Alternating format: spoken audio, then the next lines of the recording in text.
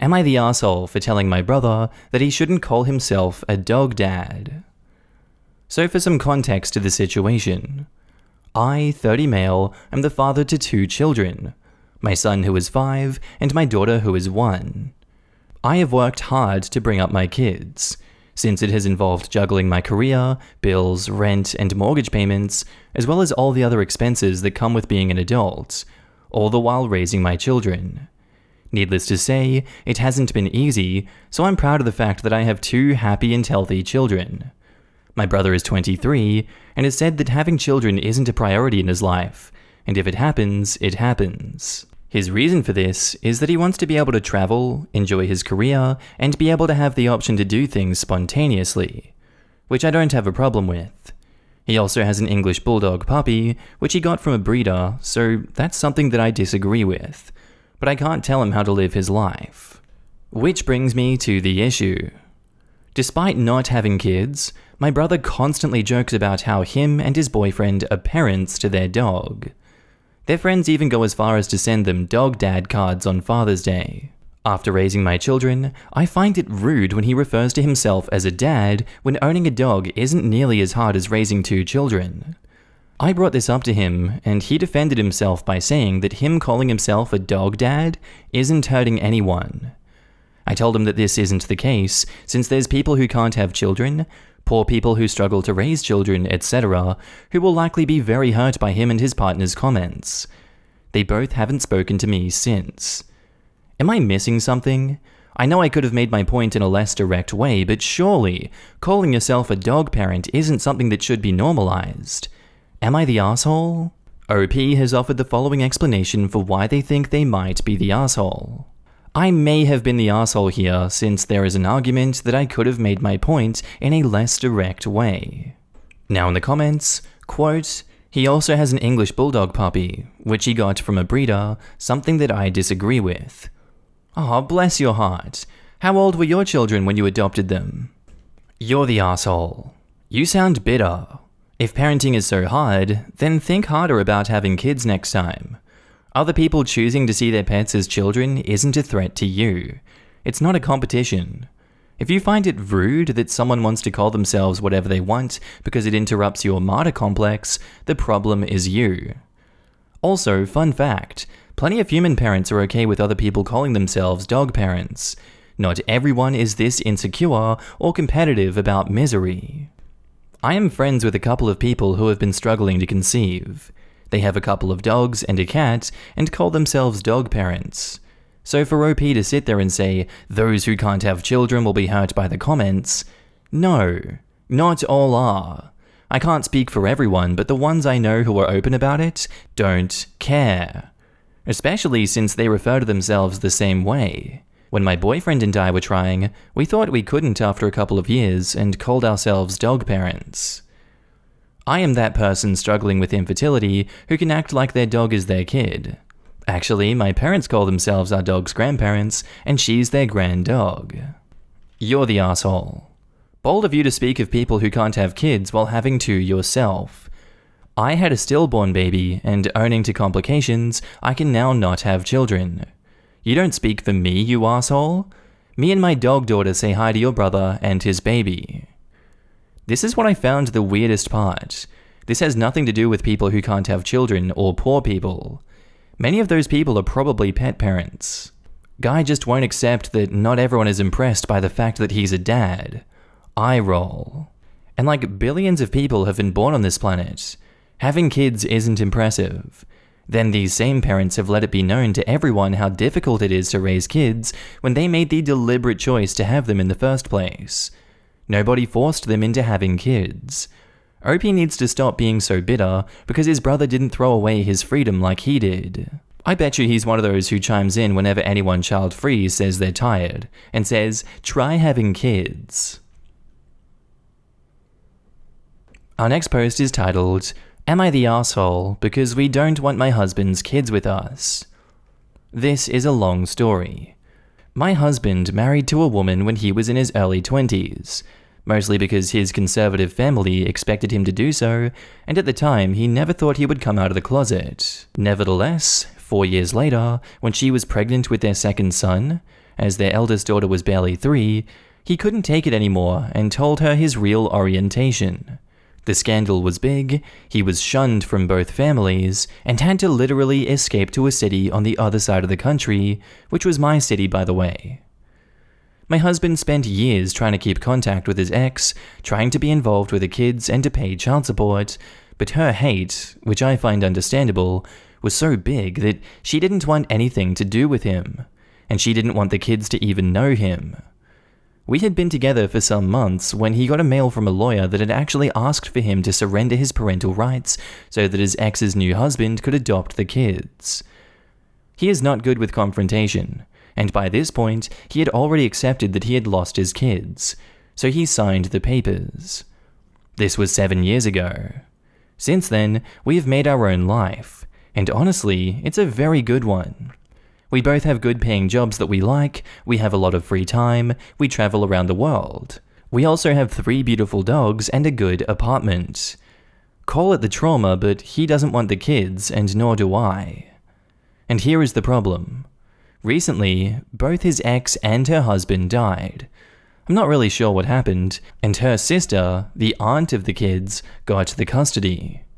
She doesn't want them, and it seems no one in the family does. Nor his ex's, not his own, not the one of the new husband. According to my husband, it's not out of malice, but because they don't have money, and they have their own kids to attend to. So the aunt wanted to return the kids to their biological dad. We contacted our lawyer, and to put it simply, we can refuse. There is no legal obligation, and while my husband could use his bio status to recover the paternal rights, there is no way they can force him to do it. We sent our answer, and the storm came upon us. Online bullying, hateful phone calls and messages, all from the kid's family. The main idea is that he's a deadbeat and a horrible human being for leaving his children, especially when we have all the resources to do so. On our side, well, it's sad they're now orphans, but we're speaking about a 10-year-old female that doesn't remember his face and a 7-year-old male that never met him, both going through a very difficult loss and in no way fit for moving to a new city far away from everything they know. Even if we wanted kids and were willing to entirely change our lifestyle for them, they are the worst option I can imagine. We are both on the same page here, but the constant attacks, that we've managed to partially stop, have made our minds uneasy. So that's why we came here to ask if we really are being the assholes in all of this. Now in the comments, you're the asshole. Not really you as much as your husband. I can't imagine how hard it was to pretend to be someone he was not while he was still in the closet. My heart goes out for that, but he was still a sovereign person who chose to live a closeted life and chose to have children. I cannot stress this enough. The children did not abandon him. His ex-wife should have never refused to let him see them, but it's difficult to get full custody with no visitation rights without proof of abuse or something of the like. I won't make assumptions, and fail towards your husband believing it's best for the children at the time not to be caught up in the middle of their parents' animosity. But now the children need him, and they are his. He is the asshole, period. If bringing them into your life would be too difficult, and the two of you don't believe you'll be able to provide them a loving home, I'll understand that. But the very least he can do is offer financial support to the aunt who would take them were she able to get to know them. Quote, on our side, well, it's sad they're now orphans, both going through a very difficult loss and in no way fit for moving to a new city far away from everything they know. This is the worst part to me. Just say you don't want to mess up the life that you've cultivated for yourselves. You aren't doing the children any favors by lending them no support and casting them into the extreme uncertainty that is likely group homes and the foster care system. Edit, this is not r/advice or r/legal advice. The question is not if he should or legally has to adopt his children. He obviously has no legal obligation, and after reading this post, I could not strongly advise him to adopt these children. OP's husband wants to put his own needs ahead of those of his children. He would not make a good parent. That still makes him an asshole. Everyone sucks here, except for those poor children. Your husband sucks for marrying someone and fathering children under false pretenses and then walking away from his kids. He should have fought to stay in their lives from the beginning. His ex sucks for vindictively cutting him out of the kids' lives. All the families suck for abandoning 2 kids whose whole world had been turned upside down. You for describing 2 kids that lost everything as the worst option I can imagine for having children. I hope those kids find someone who gives a damn about them. I'm surprised most people don't even acknowledge the sperm donor did the kids and the birth mother wrong by lying and impregnating her twice. He knew he was gay as per OP. That's an asshole move. Birth mother was the asshole by shutting him out, but the timeline doesn't make sense. As per OP, husband moved to another city and gave rights 7 years ago, just after or even before the second child was born. That is not years of fighting for the right to have a relationship. The only ones who are really the victims here, and definitely not the asshole, are the kids, being born into a loveless marriage, then surrendered by a father who doesn't seem to want them, lose their parents, and then realizing yet again that sperm donor rejects them. I was all ready to say you're the asshole, and this is a reasonable definition of deadbeat dad. Except for this bit. He got mail from a lawyer that actually asked for him to surrender his parental rights so that his ex's new husband could adopt the kids. He had already accepted that he had lost his kids, so he signed the papers. That changes everything. Not the asshole. And that's without going into the hate and had to literally escape part of this. I'm not sure what else your husband could have done. He can hardly be blamed for taking the least bad from a bunch of awful choices. Our next post is titled, "Am I the asshole for telling my parents their divorce was hard on me even if we are still friendly afterwards? I, 24 female, am expecting my first child, and the event brought up some issues between my parents and I. When I was 8, my parents divorced. They still got along okay, but didn't want to be together anymore and worked on co-parenting and making things easier for me and my brother, who was 10. It was better than some of my friends had it, but still hard. I mourned the family life that I had enjoyed before, having one home where both parents live and where we were just a family. Not 2 families with different kids in one and a new person who is considered your parent by everyone but you. And where it's weird because everyone thinks them getting along made it so there was no struggling. But then people just think that you fall madly in love with a nice person that your parent marries, and then readily accept a new person in a position of a parent. They think that it makes jumping between homes easier. It does somewhat. If we forgot something at mum or dad's house, the other would bring it to us to pick it up with no drama. But I used to long for those days where I had a home. When my brother was 17 and coming up on graduation, my parents told him all 4 parents were going to do the graduation dinner for the graduating kid and parents, and he told them no, because he only had 2 parents. Only mum and dad could go. They said he had 4, that the step-parents were just as good parents, and he told them no. The relationship changed after that. It was only with me becoming a mum, they expected me to side with them over what had happened, and for me to say everything was perfect with the divorce. I told them it wasn't, that the divorce was hard on me despite how well they got along, that I was so happy they were happy and had better lives now, but divorce is always going to be something to adjust to for a kid, regardless of circumstances, and they can't keep forcing us to say otherwise. They called me childish, and we haven't spoken since. Am I the asshole? OP has offered the following explanation for why they think they might be the asshole. I told my parents their divorce was still hard on me even though they were friendly. It's been so long that maybe I should have left it unsaid instead of bringing it up when I know my brother's feelings still bother them. Now in the comments, not the asshole. You expressed a perfectly valid emotion and did so in a non-judgmental way. It was not childish. Their reaction was, though. Not the asshole. It was understandable. You can't adapt immediately. It takes time. You were right to tell them that. You were respectful and reasonable. My parents broke up when I was 19 and no longer lived at home. I was an adult, and it still sucked so bad, and it still shattered my world. I can't even fathom how awful it must be for a child. It's something you might possibly never get over, and I don't see why you should lie if someone asks you how you felt about it. Not the asshole. You're allowed to feel how you feel regardless of how it makes them feel. Of course you aren't wrong for having feelings. Granted, it may have been a lot worse for you if they tried to stay together and just fought and had a bad home life instead. You may well be better off, but that doesn't mean you can't miss that home that you had. Yeah.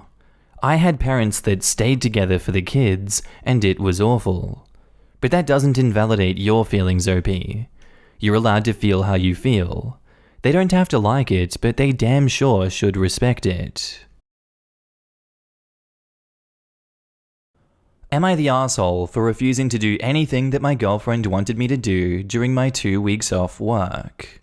I, 29 male, have lived with my girlfriend, 32 female, for just under a year.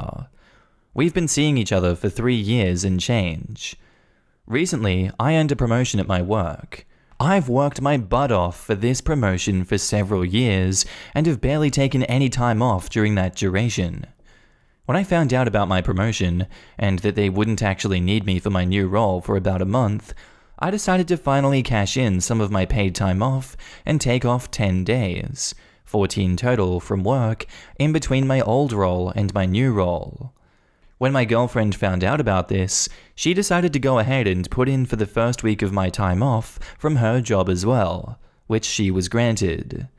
When I found out about this, I told her, "Look, I'm glad to be able to spend some time with you, but I just want to hang out and do nothing with my 2 weeks off. Just watch some Netflix or whatever." However, she bought paint and painting supplies for us to work on the guest room together. She also planned for us to go to her parents' cabin up north on a lake for a few days before she had to go back to work. The first week off of our vacation is coming up this week. When I found out about her plans, I told her, "No. I told you that I didn't want to do anything with my 2 weeks off. Stop trying to hijack my time off." She got very upset and said that time off together will be hard to come by for several years, and that I was being selfish, especially since she was only asking me to spend one of my weeks off with her and leaving me completely free for my second. I think that she was wrong to try to take over my days off like this, especially after I told her that I just wanted to use them to relax and do what I wanted.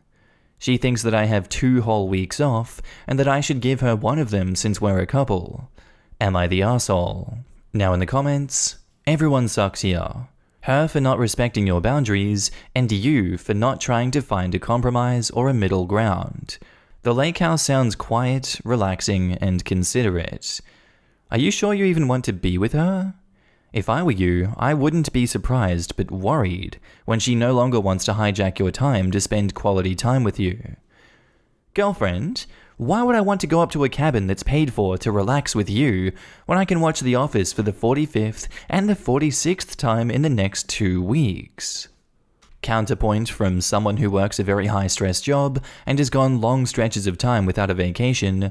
When you work yourself to the brink of burnout, even if you don't acknowledge it as such, I think it's very normal to not want to do anything.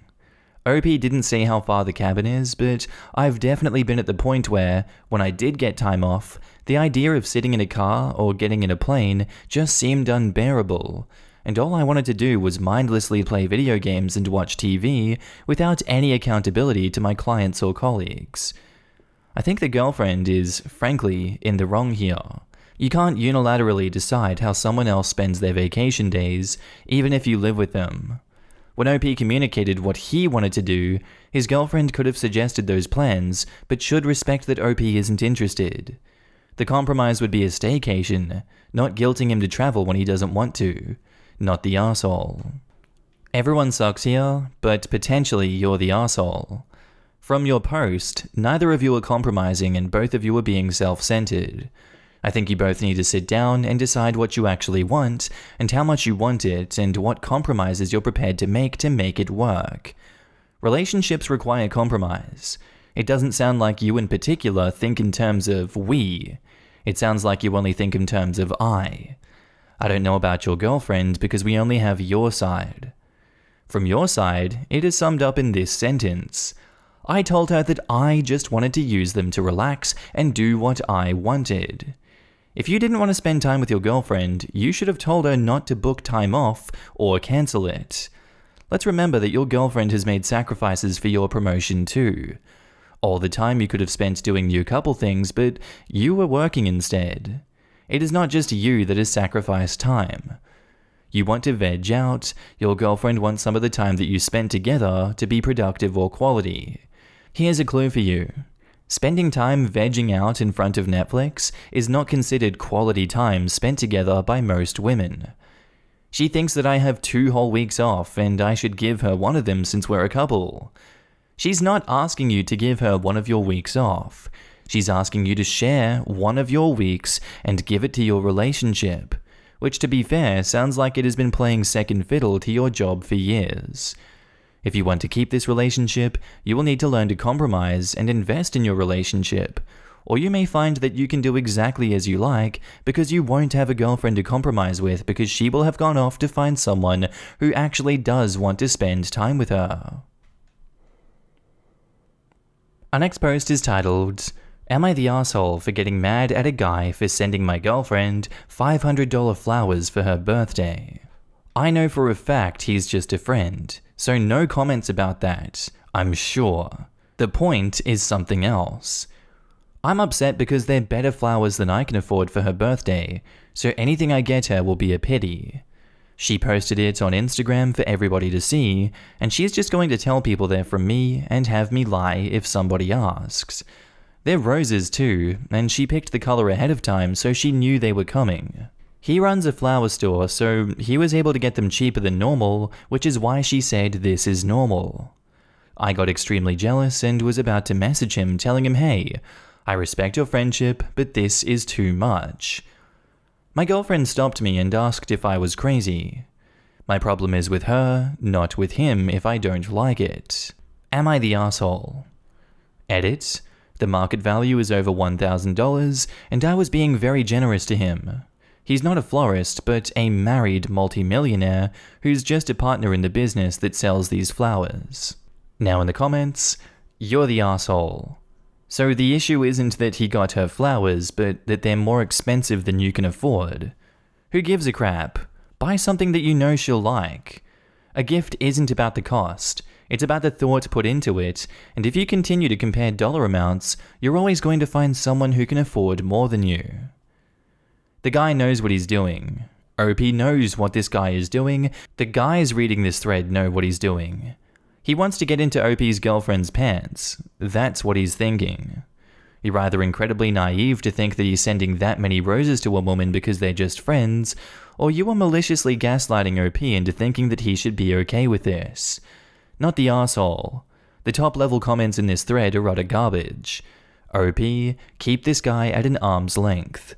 Roses are a romantic gift in most parts of the world. He's trying to woo her. I think everyone can relate to your feelings here. This is a pretty ostentatious gift. $500 of roses must be like 12 dozen or more. Why would someone even want that many flowers? And even if you're sure of her feelings, are you sure of his? Just take comfort in the fact that they'll all be dead in a week, but your gift will live on. Not the asshole. I'm so confused as to why all the top comments suggested that you're the asshole. In what world is it at all appropriate to buy someone flowers like that when they aren't in a relationship with that person? If this guy was an actual friend and wanted your girlfriend to receive a beautiful gift of flowers, couldn't he have offered you the deal that he got? But no. Instead, he sends this insanely extravagant and, not to mention universally romantic, gift to a friend. Yeah, nah. This isn't a question of jealousy or not having a good enough job or being uncomfortable with friends buying friends gifts. This is a question of being respectful of a relationship. And that friend was not being respectful of your and your girlfriend's relationship. End of story. Not the asshole. Side note, and truth be told, good for your girlfriend for lying about who sent them. At least lying to family. As for SM, she could have just not posted anything. I know, gasp! So she sort of sucks here.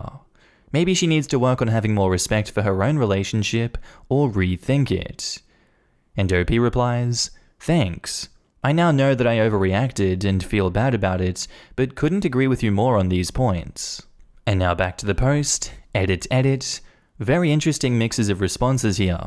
Fully admit I'm the asshole for wanting to message him, but very surprised at how many people think it's okay for a man, married but flexible, forgot to include that context, to send over $1,000 worth of roses to another man's girlfriend. Also surprised at how few people think that roses are a romantic gift. You all grew up in a different world than I did. Appreciate the kind and understanding people here, as these things aren't easy. Already resolved it by apologizing for trying to text him, but told her I still think that it's an inappropriate gift. Thanks all. Our next post is titled, "Am I the asshole for refusing to let my wife name our daughter Ever Winter Rain?" So my wife, 35 female, and I, 36 male, are expecting a daughter. We already have a son who is 2 years old. Our agreement was that I got to name the first baby, and she got to name the second baby. She didn't have any strong opinions or preferences with regards to naming our son, so I went with what I thought was a strong, somewhat unique name, but that could just as easily suit a musician as a lawyer or doctor. I picked the name Calvin Heath, the middle name after my brother who unfortunately passed away, and my wife was fine with it. My wife told me that she wants to name our daughter Ever Winter Rain, where Ever is the first name and Winter Rain is the middle name. I don't think this is a good name and that it isn't fair to our daughter because Ever is a word, and I don't think it passes the Supreme Court Justice test. It doesn't sound professional, it's confusing because it's a word, and I don't think that it would suit her into adulthood. I suggested Winter is the first name with a more normal middle name like Emma, so she has options, but my wife refused. But our agreement was that she got to pick the name. Am I the asshole if I refuse and don't sign the birth certificate if she wants to name her Ever? OP has offered the following explanation for why they think they might be the asshole. I might be the asshole because our agreement was that I get to name the first kid and she gets to name the second kid unequivocally. So it's an asshole move maybe if I break that agreement, even if it is in the best interests of our daughter. Now in the comments, I'm gonna go with not the asshole here, just because your wife sucks at naming things. I'm assuming the agreement was choosing the name within reason. That name is dignifiedly hot trash. Actually, I disagree and go with everyone sucks here. It's a unique name, but OP and his wife both agreed that he would name the first and she would name the second. That was their first mistake. Both parents should have input on children's names. I completely see OP's point, but per his agreement, his wife is also justified. Could they possibly compromise to Eve or something? And edit, overall, I've changed my judgment to not the asshole for attempting to push back against Ever Winter Rain, because it indeed sounds like a new Taylor Swift track, and no kid should have to bear that name forever. Everyone sucks here. Why in the world did you make such an agreement? You could have built in a veto clause, or made certain minimum requirements, but you didn't. You are an asshole for wanting to go back on the arrangement now that it doesn't suit you. But who thinks of such a ridiculous name? Does she want the kid to have to explain and spell her name every single time she does anything or meets anyone? Well, because you don't expect your spouse to lose all their marbles? Who the hell anticipates Ever Winter Rain?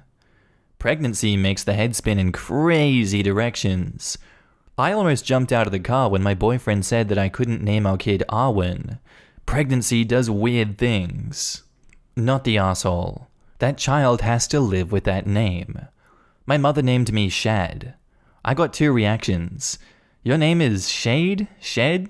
Oh crap. Or is it Shad like the fish? Life is hard enough without having a stupid effing name.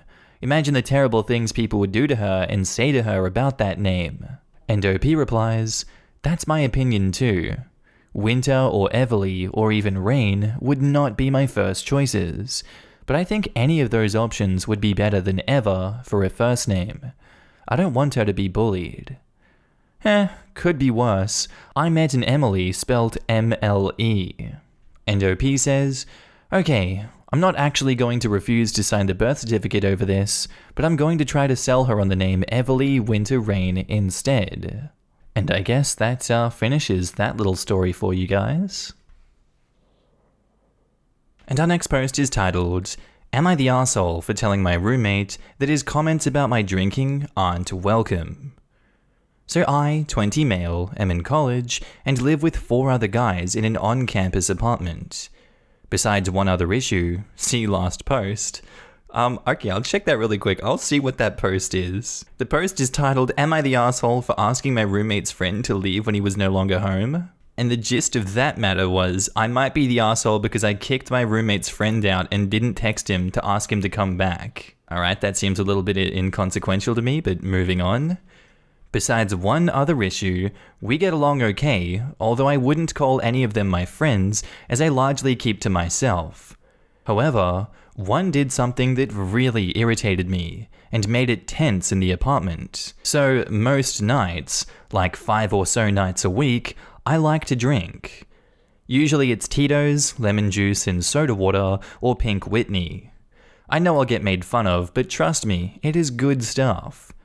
If it's Pink Whitney, I'll finish anywhere between half to 3/4 of the handle, around 750 milliliters. If it's Tito's, probably around 1/3 to half of a 750 milliliter handle in a night.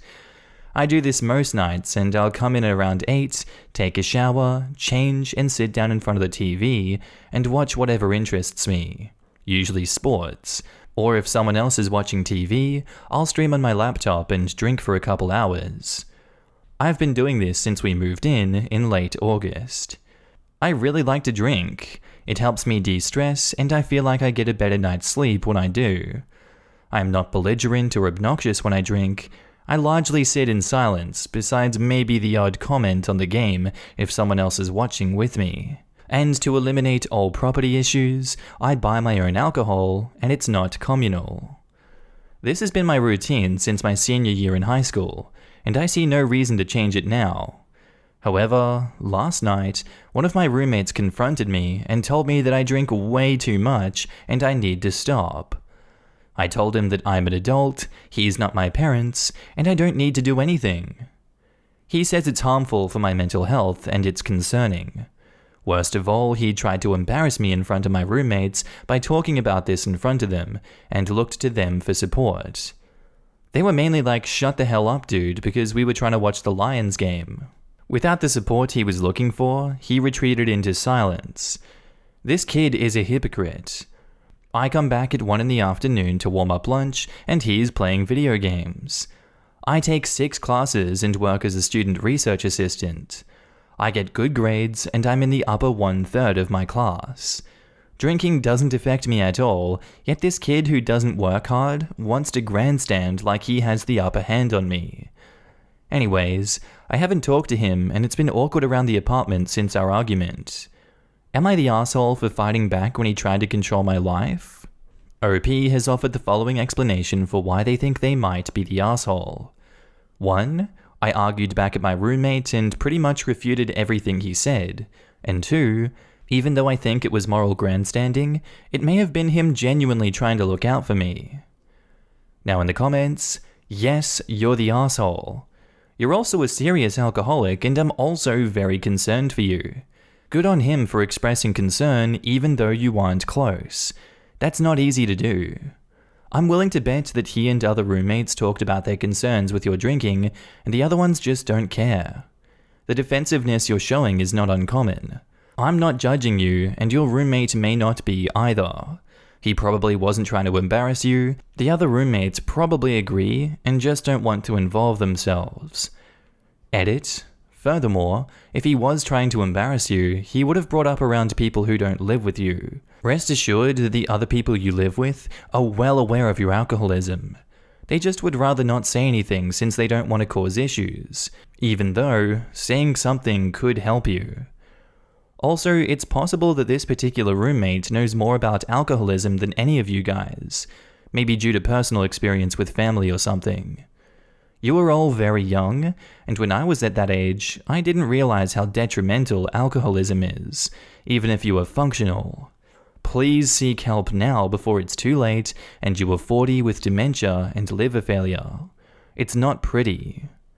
And edit, I also feel like OP's claim that he and his roommate aren't really friends, just roommates, is a defense mechanism to justify why they shouldn't even be giving his drinking a second thought. Putting alcohol above relationships is a sign of alcoholism. Agree wholeheartedly. Sorry OP, but you clearly have a dependency on alcohol. I've read your other comments and I see you denying it, but it seems pretty obvious. Get help while you're young and before it causes too much damage. I'm sorry, and I'm sure it's hard to hear everyone calling you an alcoholic when you feel like you've found something that works for you.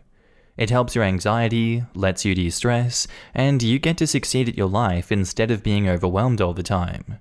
It doesn't seem to cause you any problems, so people calling you an alcoholic are being dramatic and projecting, right? I get it, but you can't see the physical damage being caused to your internal organs. What you are doing is self-medicating, and I totally understand why you want to do it. It's working, you don't have to deal with the side effects, yet. You will. And you don't have to deal with seeing a psychiatrist. But if you can't function due to your anxiety without drinking an extreme amount of alcohol, an amount that is seriously damaging your body and shortening your life, then you have an anxiety disorder of some kind, and this is not a long-term solution. You don't have to quit drinking right away, and consult a doctor before you do because sudden withdrawal can be deadly. It doesn't matter that you only drink at night. But if your school provides access to therapists and psychiatrists, it's time to start looking for better solutions. That is, if you want to stay functional. Also, part of your extreme anxiety when you don't drink is from not drinking now that you are dependent. Like whiplash. Like how you'll get more congested than you'd otherwise be when you stop using decongestants after a while. The anxiety you feel when you don't drink is not the same level anxiety that you'd feel once your body adjusts to not drinking. The dependency tricks you into thinking that you need the alcohol more than you do. No assholes here. Am I the asshole for telling my teen she can't go to a dance because I need her to babysit and she's my only option? My kids are Bindi, 17, Ava, 14, and Fritz, 9. I'll cut right to the problem. My sisters and I are going for an overnight trip late this month. With my older sister's work schedule, the only time we can go for the foreseeable future is the 29th. This has been planned for several weeks. Bindi announced to me this week that her school is doing a Halloween dance on the 29th. She was so excited and was excitedly planning her costume. I hated to burst her bubble, but I had to tell her that she can't go. You see, Fritz is severely autistic. Exactly what you're probably thinking. He's nonverbal, no eye contact, no toilet training, that sort of thing.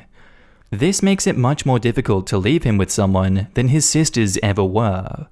I could easily find a sitter for them when they were younger. The only people who will even take Fritz outside our household are his grandparents, who cannot watch him that weekend. He also does well with Bindi, meaning that she is literally our only option. Bindi didn't take it well and asked me why Ava can't watch him for a few hours while she's at the dance, since Ava has babysat before. Well, Ava is having surgery the Monday before that. Nothing major, but she's not going to be healed up enough to deal with one of her brother's meltdowns by Friday. And I'm not saying that would happen, but it's always a possibility with him. She can help, but someone else needs to be there, and that someone else is going to have to be Bindi.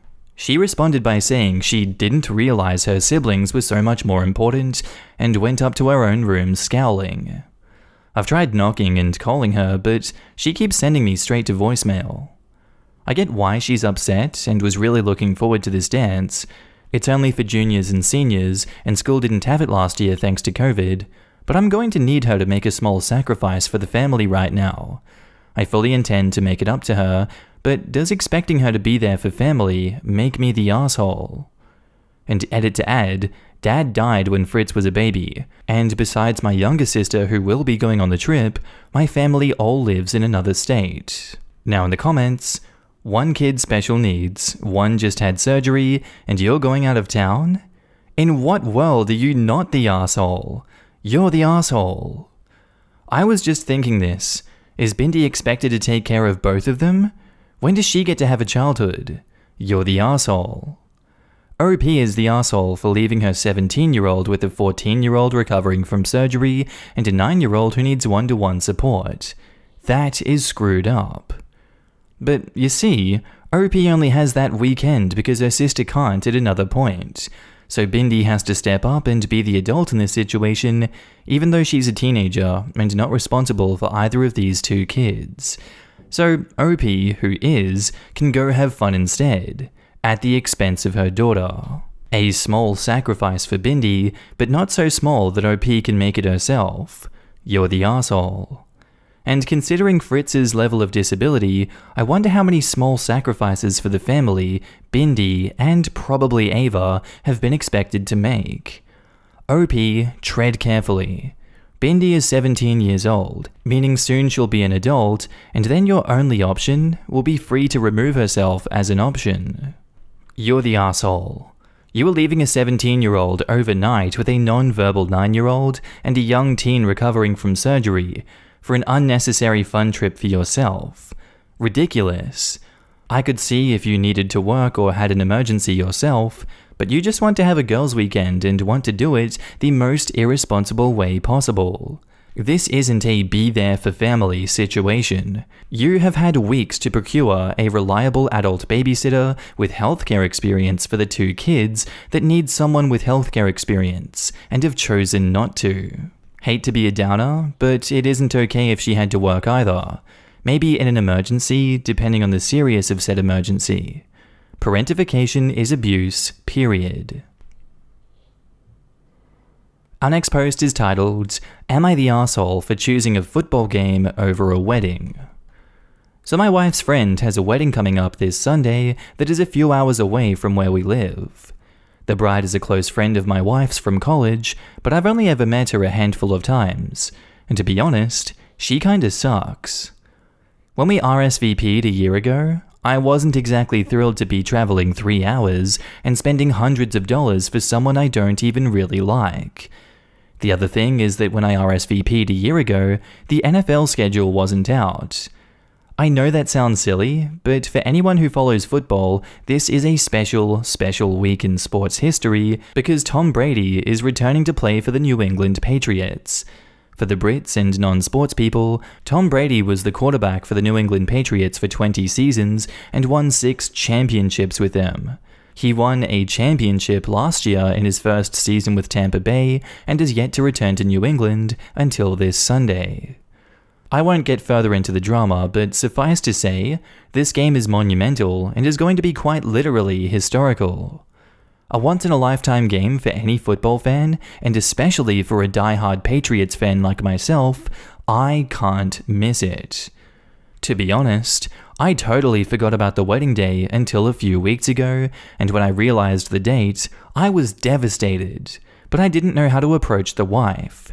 I knew it would look bad, so last week I reached out to her gay best friend Tito and asked if he had any plans for Sunday. He didn't, and was actually thrilled at the idea of accompanying my wife as a +1 because he loves dancing. So I floated this to her, and she flipped her crap. She told me it was rude and disrespectful, and also downplayed the importance of the game, just like I knew she would. I told her that Tito was happy to attend, but she just gawked at me and then started crying. I know I look like the arsehole here, but am I? I'm not friends with the bride, my wife is, and watching Brady growing up has affected my life more than the bride ever has or ever will. I also get that bailing on a wedding costs the bride and groom money, so to prevent that, I went out of my way to find a replacement. I told my wife she could tell the bride that I was sick, and nobody's going to question that these days, but she is still livid. So am I the arsehole, or am I falling victim to a belief system that simply views football as a stupid game and nothing more? Like I said, this game is literally once in a lifetime, something I tell my kids about. Edit, I'm not going to the game. I'm watching on TV. And for those suggesting I tape it, I could. But that's not practical in the social media age. Also, I obviously care about my wife, just not the bride. OP has offered the following explanation for why they think they might be the asshole. I might be the asshole because I technically am attempting to bail on a wedding, which could be considered a breach of etiquette. However, I found a replacement. Now in the comments, you're the asshole. It doesn't matter how much you like this friend of your wife's or how well you know her, this is part of being married. You go to events because you're a good partner, not necessarily because you really want to go yourself. I'm a huge football fan too, and while this game is historical, it is still just a 3 or 4 regular season game. If you want to see it, then record it and watch it later. There is nothing about it that will be spoiled by not being able to watch it live. OP wants to damage multiple relationships over a frickin' football game. Lamau? A game he's going to watch on TV to boot. OP's acting as if he's in the game. Brady, pass to me, I'm open. I had a similar dream, except Brady was open, and he told me that OP was an asshole. I can't deal with these jokes. Oh no. You're the asshole. Is Tom Brady gonna give a crap about you missing the game? No, because he doesn't know who you are. You made a commitment to your wife, and now you're upset that you jumped the gun and the wedding happens to be on such a monumental day? I can't miss it. You can miss the game. You simply don't want to because of your view of this friend and her wedding. Well, guess what? This isn't about the friend or her wedding. It's about your relationship with your wife. Also, it is pretty sly of you to get Tito excited for the wedding before even discussing this with your wife. I know I look like the asshole here, but am I? Yes, you don't look like anything. You just are the asshole here, and you appear to already see that. Poor Tito, even if he gets to go now, his dancing will be tinged with sadness. Counter-suggestion, Tito and the wife go together and have a wonderful time forgetting about shitty husband, then just happen to take all the TV and internet cables for a drive with them. Our next post is titled, Am I the asshole for walking out on my job? I, 29 female, work as a waitress at a restaurant with a point system. It's 1 point if you are late, 3 points to call off with notice, and 5 points for calling off within 4 hours of your shift. This is fine with me as I have no points this year and have only called off once since 2018. I'm the type who covers shifts, stays late, and generally just go to do my job. Last week I ended up calling off and was out for a week due to being hospitalized in the ICU with a horrible infection. I let my boss know at 2 AM that I was being sent out by helicopter and kept her informed of everything going on. Today was my first day back. I'm not 100% yet, but like many places, we are short-staffed. When I came in today, I opened and got to work. My boss came in 2 hours later and called me into the office. She informed me I was getting 8 points, losing my discounts and bonuses for 90 days, and was on probation. I was dumbfounded and told her that I wasn't signing the papers as it was out of my control. She said if I didn't, I would be terminated. And I told her not to bother and walked out. I'm now getting calls and texts from her and my coworkers saying that they need me and I was an ass for quitting over something so small. My husband thinks that I was in the right because it was ridiculous that I was getting punished for almost dying. Am I the asshole? Now in the comments, not the asshole. You were so sick that you needed to be airlifted by helicopter and relocated to seek special treatment outside of where you currently live, which is well outside of your control. Then you went above and beyond by keeping your boss in the loop the whole time as if your boss were part of your family, something you should not have had to do. Lastly, as a favor to them, even though you were not 100% better, you still made the effort to come in. And what do? They take away your perks and threaten you with termination. Not only are you not the asshole, but you should also be proud of yourself. You stood up for yourself. And it would seem that you called their bluff since now they want you back. Do not go back. I have a family member, cousin, who is working as a server in a restaurant, and I really would love to see them do the same. This is why we need mandated sick leave. If you are sick, there should be no points. People should get paid when they are sick, not get points and put on probation. What the hell? Edit, this isn't referring to my own circumstances, but OP's. I'm from a country where it's illegal not to pay employees when they are sick. It's things like this that encourage people to come in sick and infect everyone else. Did we learn nothing from this pandemic? Yup. We learned that the next pandemic, maybe if we are lucky, even this one, will most likely wipe out the human race because there is like 25% of the population who are morons of unimaginable proportions. Not the asshole. An employer penalizing a staff member in good standing for nearly dying? You were even being considerate enough to communicate during the whole ordeal. Employers keep saying, people don't want to work, but then treating them like they're not people. Your country needs more unions. This should never have happened. Not the asshole. You left a toxic environment and you do not owe those people a thing.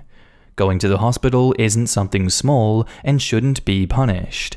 I'm glad you're away from boss and co-workers now.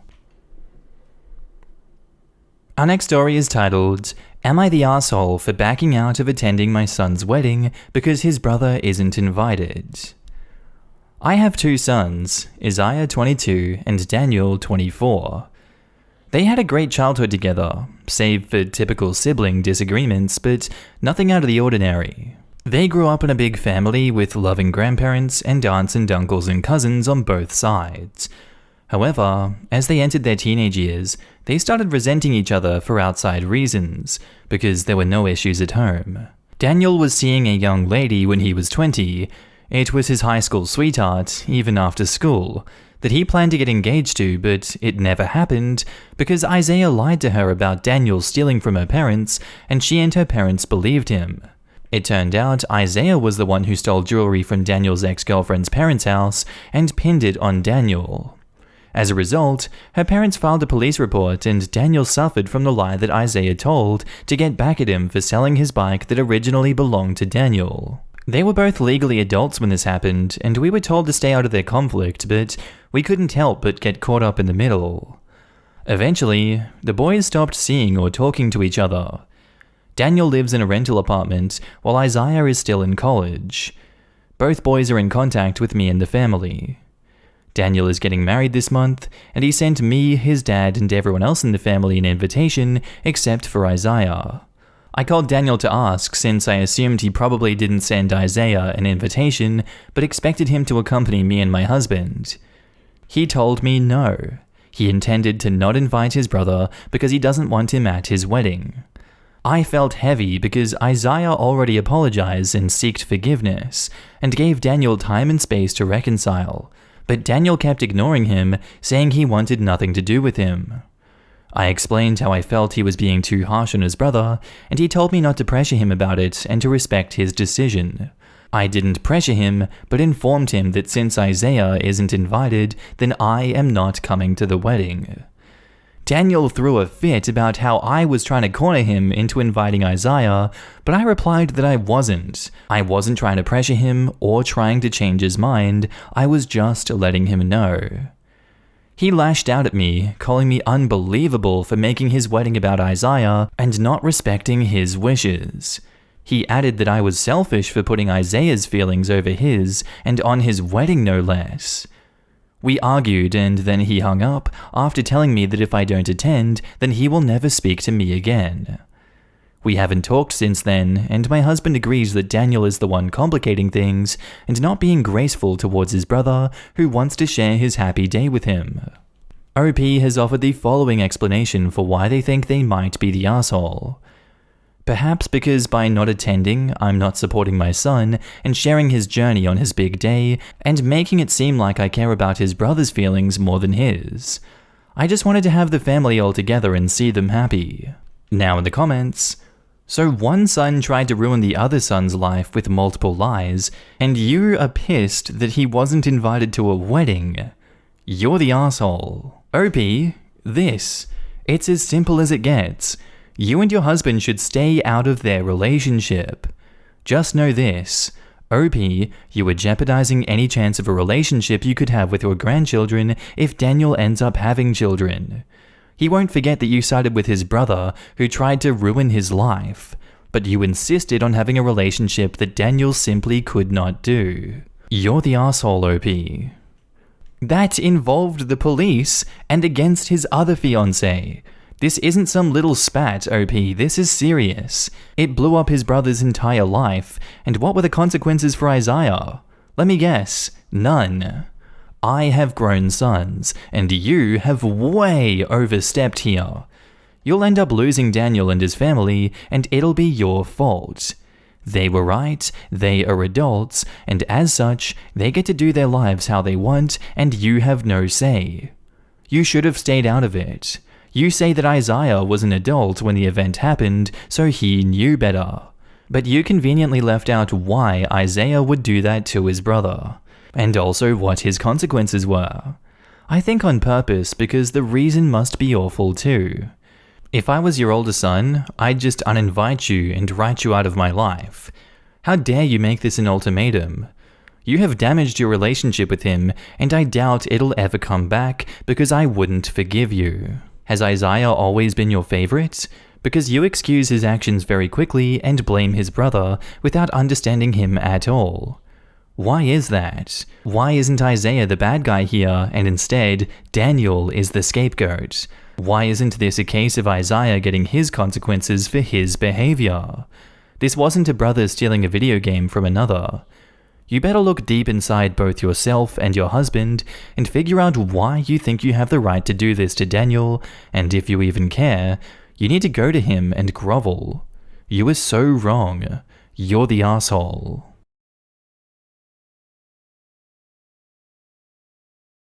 Am I the asshole for checking my blood sugar at my desk when my coworker has a severe blood phobia? I, 24 male, enjoy my job and have two coworkers, Megan, 25 female, and our new coworker James, 23 male, who just started. The three of us each have our own office space, but because we have to frequently collaborate on work throughout the day, we are often at each other's desks. I am a type 1 diabetic. I take insulin and check my blood sugar throughout the day as needed. I give insulin through a pump, so that is not an issue. Checking my blood sugar involves pricking my finger to draw a drop of blood. The blood then gets sucked up into a test strip that is connected to a glucose meter, and the meter displays the reading. The whole process takes like 10 seconds. I was checking my blood sugar in my office right when James walked over. Immediately, his face went white. He looked like he was about to puke or faint or maybe both. I was like, "Dude, are you okay?" And he told me that he has a major blood and needle phobia and he gets therapy for it. I explained what I was doing and why it was necessary, and he said that it's freaky that I have to make myself bleed multiple times a day. He told me he never wants to accidentally walk in on me checking my blood sugar again because he could pass out. I said that if I'm checking my blood sugar and hear him coming over, I can call out a warning like, "Gimme a sec." And he said that won't work. Just knowing that I'm doing that just before he comes over is enough to freak him out, and that he would be stressed that I might not hear him walking over. He told me that I should check it in the bathroom from now on. I told him I don't think I should have to do that, and it's unsanitary. He said another option was if I only check my blood sugar at certain times, say 9 AM, 12 PM before eating lunch, and 4 PM. That way he'd know when to avoid me. I said these things can't always be predicted. I'll need to check if I feel my blood sugar going high or low. He says he understands that I have diabetes, but that he also has a special need, his blood phobia, that needs to be accommodated, and that he doesn't want to have to avoid me at work and only talk to Megan for fear he might see me checking again. He said he'll talk to HR about this, and that he'll tell them that I refuse to compromise with him. That was last Thursday before the holidays. Tomorrow, I'm thinking of going to talk to HR before James does, but first, I need to know that I'm in the right here. So am I the asshole for not being more accommodating of James's blood and needle phobia and checking my blood sugar as needed at my desk? And edit, to clarify something, James cannot see me test my blood sugar unless he is literally standing in my doorway. It's not a communal-style workplace. I do not test in common areas, only in my office. OP has offered the following explanation for why they think they might be the arsehole. I might be the arsehole for not being more accommodating of James, and for thinking that I should be able to check my blood sugar at my desk. Now in the comments, are you a hemophiliac that's bleeding all over the place? Or do you have your own stuff strewn all over your desk? Sarcasm, by the way. I'm also a diabetic, and when I check my blood, it's just a tiny drop, so I don't get why he's freaking out. I check at my desk too, and people rarely know that's what I'm doing. My kit is on my lap, and like you said, it only takes about 10 seconds. James, the newly hired guy, sounds very entitled and extremely rude. He comes into your space and starts making demands and expects you to accommodate his phobia when it's your health at stake. Not the arsehole. James is. No arseholes here.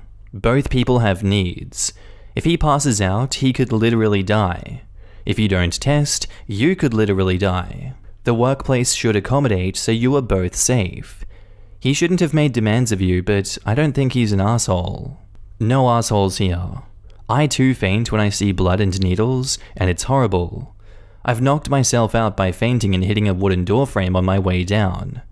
I don't want to be this way, and I'm improving, but it's still an issue. I can't watch the news anymore because they keep showing people getting vaccinated. Your coworker has a real condition too, and I have sympathy for him. I can promise you that he doesn't want to react that way that he does. No one wants that. I think going to HR would be fine. You both have medical needs and have to find a way to work together successfully. And now on to the update. I'm really glad I posted. It gave me the reassurance I needed that I was doing the right thing going to HR. I took your guys' advice on how to approach the conversation with HR. I said that me and my coworker have conflicting medical needs, and I could use advice on a solution that would work for the both of us. The HR lady said that I have every right to continue to test my blood sugar in my office. When I told her that James suggested I test only at specific times of the day, her eyes got really big and she was like, "No, do not test your blood sugar on a schedule suggested to you by your coworker, only your doctor." Later, HR spoke to James as well. Here is what we agreed to with HR. James is to call me on the phone before coming to my office. As in, "Hey, can I come ask a question?" And I say sure, and ensure that I'm not checking my blood sugar at the moment. I cannot test my blood sugar in front of James. I wasn't doing this anyway. And if James's phobia symptoms are triggered for whatever reason, he is entitled to a 10-minute break to let his symptoms subside, in addition to the normal breaks that we all get. This system worked great for a week. One day he called as usual, and I said sure, come over, but then he didn't come over. After about 10 minutes, I actually needed to check my blood sugar, but thought with my luck that he'd walk in at the exact moment I was testing. I ended up calling him back, and he said that he got distracted and forgot that he had a question for me. A few days later, it happened again, and I was a bit annoyed that twice I delayed testing because I thought he was going to be entering my office at any second. Soon after, I found out that James had put in his 2 weeks' notice. He explained that me being diabetic wasn't the only reason why he was quitting, he wanted different hours, etc., but that it did play a role. Later, Megan, our other coworker, told me that James told her that he really struggled with me being diabetic. For example, even just thinking, I need to ask a question, but I have to call first to make sure that he's not checking his blood sugar, was distressing to him, because then he'd be thinking about it, which would make him feel queasy and anxious. James has quit now. While I'm relieved that I don't have to feel like a leper at work anymore, I mostly just feel bad for James. It must be awful living with a phobia that severe, and I know he didn't choose to be that way. I hope he continues to see his therapist and can improve. So I guess this doesn't have a happy ending because ultimately, we couldn't work it out and he quit. Now in the comments, good for your HR for supporting your testing schedule and for trying to find a way to make everyone comfortable. I do feel bad for James and hope that he finds a way to manage his phobia. And OP replies, the HR lady was so nice and actually listened to everything I had to say. It was a great experience, honestly. And honestly, why wasn't he just emailing the questions over? That's the part of this update that confuses me the most. Or just asking the questions on the call that he's already making. And OP replies, I'm a very visual person. So sometimes when my coworkers call me and are like, okay, so under the second heading it says this number and then next to that it says, and I'm just like, I don't know, come show it to me. So yeah, that's why we don't ask our questions over the phone, as there are generally visuals involved. Wow, his phobia goes way beyond the normal abnormality. It must really be severe. If he can't work in an office where he knows that someone is diabetic, he's going to find it hard to maintain employment. Well, I'm glad that HR was so understanding of both sides and actually attempted to solve it for both of you. I'm sad to hear that he quit because of this, but maybe it's for the better. I hope he can get the help he needs to overcome this phobia, especially since it seems to be so severe that he couldn't work in the same place as someone who is diabetic. And Scorpio Girl says, I'm not one to downplay a phobia, but honestly, it seems like James was either expecting them to go further to accommodate him or is looking for a payout. I think this because if he needs to call you in order to make sure the coast is clear, then he should be in the process of actually going to see you, and what exactly does he need to ask that he couldn't have asked over the phone? And OP replies, I'm not sure what James was expecting. The first week after the HR discussion went well, and I thought James seemed perfectly content. Always friendly and in a good mood. I think he was genuinely trying to get a handle on it.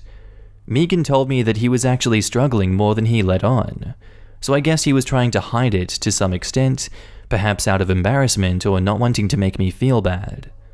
Over the phone doesn't work as well because we're often comparing spreadsheets and looking at charts and stuff, so it's easy to be able to see what the other person is working on. This was the case in my office, until everyone started to work from home due to COVID. Now we just screen share. As a guy with some visual difficulties, this works out great for me, and trying to look over a shoulder is hard. Our next post is titled, Am I the asshole for impersonating Arnold Schwarzenegger? Some background.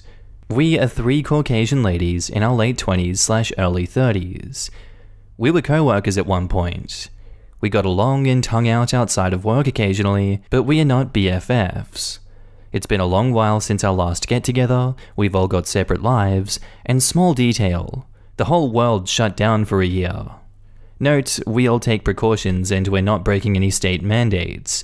I don't think I'm an asshole for getting together with 2 other individuals at my house in a low-risk area, but I guess you can let me know. I'm literally asking the internet, Reddit of all places, to judge me. So now's your time to shine, strangers. So friends A, B, and I realized that we all have Friday off. Let's get together for cocktails and a slumber party at my place tonight. Delicious, plus no drunk driving. A few drinks in, we're all trying to make each other laugh by playing each other throwback songs. At one point, friend A started acting like Dolly Tequila Parton, and I eventually gave myself the role of Arnold Vodka Schwarzenegger. The rationale kinda went from singing 9 to 5, to Dolly Parton, to A saying, has anyone seen Unlikely Angel? To me, haha, remember Jingle All the Way? And other stupid stuff that only makes sense with alcohol. A is doing her best Dolly impression, and I'm doing an Arnold voice for at least half a cocktail, and definitely the energy of getting jiggy with it, and my heart will go on.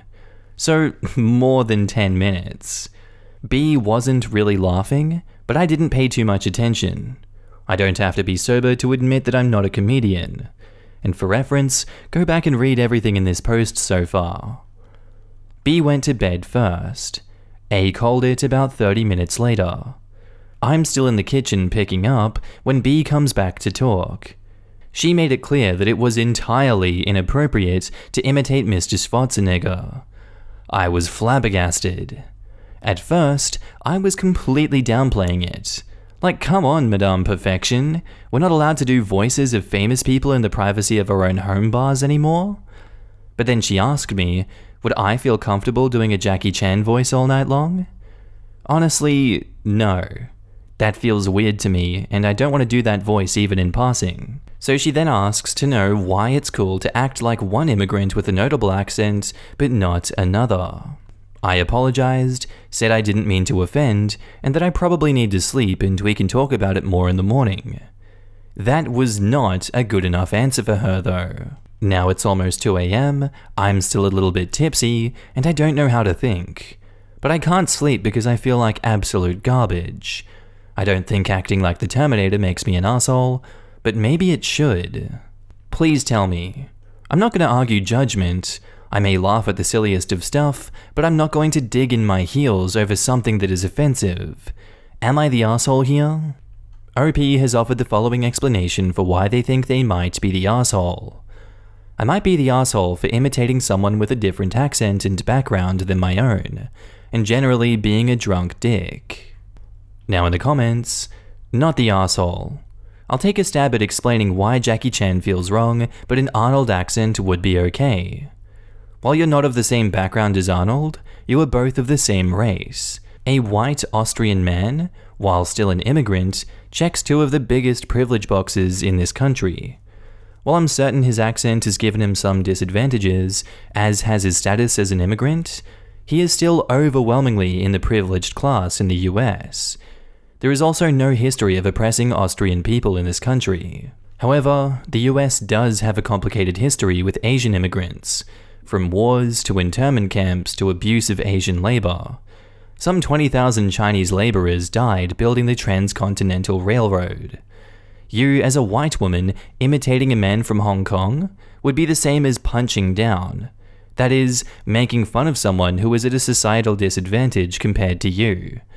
But now it gets trickier because Jackie Chan is a rich worldwide movie star, but based only on race and skin color, you would be in the privileged party.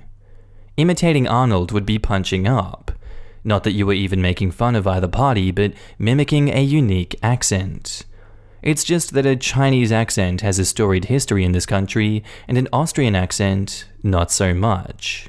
And edit to add, I haven't even touched on the history of white people mimicking Asian accents in movies and playing those characters as problematic stereotypes. Austrian characters have not been given that same treatment in American cinema. Chiming in to also add that, on top of the great points in this response, Austrian accents have historically never been viewed as something that makes the speaker less than, less intelligent, less deserving of respect, etc. in this country. People tend to glorify Western European accents in a way that they do for few others. Faux Chinese or other Asian accents absolutely have been used in this way to mock the humanity of South and East Asian communities, and thus are not comparable. An impression done in a spirit of good-natured fun, of a gent who's known to be good-humored about it, man, she's gotta be kidding. Not the asshole. And OP replies, okay, but genuine question. Is it cool to start pretending to be Jackie Chan, even if I'm not trying to be an asshole about it? That would make me feel uncomfortable, and my tipsy brain can't give a good answer. Why don't you try some of his movies instead of his accent? Drunk you could be hilarious. And now on to the update. So I made this post over a month ago, and feel like I have new clarity. I was still drunk and upset when I posted, but some of the answers did help me process my thoughts that night.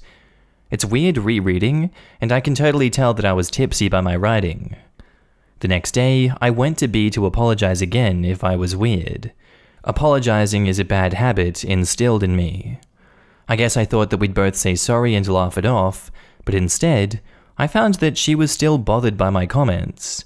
More than the night before. She kept saying that she was surprised that I would do that and stand behind it, but here's the thing, I wasn't standing behind it. Maybe I was downplaying it first, but I was apologizing profusely as soon as I knew that she was still offended by my impression. I kept asking if she could explain to me what exactly was so shitty about my behavior so that I could learn from it. She brought up Jackie Chan again. So I asked if that wasn't different because of the history of negative connotations with a marginalized community. It made her furious, which made me feel awful. Ultimately though, I couldn't ever get more of an explanation out of her. Every other comment was, "I just can't believe you would do that," or "It's obvious why that's wrong." We chatted a few more times after, but I was the one initiating and she wasn't interested. Not interested in explaining further, and also not moving past it, or talking about other things. It sucked, and made me wonder again if I was the arsehole. After all, she's the one who knows the situation in real life. Plus, I believe that it's not any single person's job to fix anyone else, like me, from being a bigot, racist, or an arsehole. The clarity comes by way of a new friendship. Now that things are opening up more, it's given me the chance to spend time with someone that I got to know online. We've gotten significantly closer and had a lot of good conversations. She's even helped me to process stuff with B. After hanging out this weekend, I left feeling great and something dawned on me. This is the first new person I've made a real connection with in over a year. 2020 was an intensely unique time personally, politically, and socially. I've changed a lot in this year. I stalked B's Insta and realized that she's probably been changing a lot too. Even though we weren't BFFs to begin with, I think we've all been clinging to pre-pandemic relationships. Talking it through with this new pal, also a friend with A from that night, I'm realizing that B has most likely already moved on. A lot of us are tired from division. She probably isn't being fulfilled by whatever I brought into her life anymore, and that's okay. If she wants to hit me up again or talk through my stupid impression of Arnold Schwarzenegger, she can. I'm here. In the meantime, we can keep discovering who we are on this side of COVID. Now in the comments, honestly, my best guess is that she's diving so deep into social justice that she doesn't actually know why things are wrong. She just accepts every objection and overgeneralizes. Schwarzenegger got famous in a large part based on his voice. His accent wasn't some embarrassing reminder of oppression or persecution. It's been a central part of his fame, and effectively, his success. You're right that the difference is one accent being associated with marginalization, but it goes a step further. One accent has been central to the actor's celebration. That's not a negative thing to highlight, at least in my opinion. I'm glad you're making new friends and moving on. Having now read the original post, I can't believe this was even a thing and that you spent more than a minute of your life dealing with this situation. I have no idea what she could have been upset about or why you pandered to her ridiculous oversensitivity. And also, Dolly Parton has an accent. Granted, it's not from another country, but with the same logic, shouldn't she be upset about this too? OP replies to the comment before that one, "Because we were friends. It is hard to gauge a 5+ year timeline by a single post, but I wouldn't have described her as oversensitive before. I've not had a friendship end quite this strangely before. I'm not initiating contact anymore. I've got the hint, but I'm surprised that everyone else here would have immediately known to ditch her. At the time, I felt like I wanted to see if we could communicate." And Elves and Goblins says, "B was being a controlling B. Not the arsehole. When someone tries to make you out to be a bad person but can't elaborate, that means they're trying to control you and are grasping at straws. Either she was looking for a way out of the friendship, or she wanted power over you and you didn't bend the knee like she wanted. There are people who care about social justice issues, and then there are controlling egomaniacs." Am I the arsehole for announcing my pregnancy first? So I, 26 female, am married to my dear husband, 26 male, and have an older sister, 27 female, who I'll call K. For some background, K was the golden child, but my parents rapidly changed their tune when she failed university and started a party lifestyle for a bit, which is no longer the case. Suddenly, I was the favorite because I finished school and had a moderately successful life. I think it's BS that my parents have or had favorites, and I largely keep my distance, but it's something that has troubled K a lot. So, dear husband and I recently got pregnant, surprise, and though I keep a healthy distance from my parents, we still talk. Boundaries are really important to have with them because they will trample over your entire life and privacy. COVID restrictions are a thing, and I'm not big on big parties anyways, so I decided to just tell my family about the latest news during a monthly family video chat last Friday. I was excited to share the news, but I also didn't beat around the bush. Once everyone had done the preliminary catching up, I said dear husband and I had some news, and then said that I was pregnant. My parents, sisters, and grandmother lost it, screaming and laughing and crying in joy. This is the first grandchild / great-grandchild / niece or nephew, so they understandably had a pretty dramatic reactions. Everyone was excited except for Kay, who stayed completely silent the entire time. Once things calmed down a bit, I asked if Kay was still there and she said yes, but she had to go and deal with something.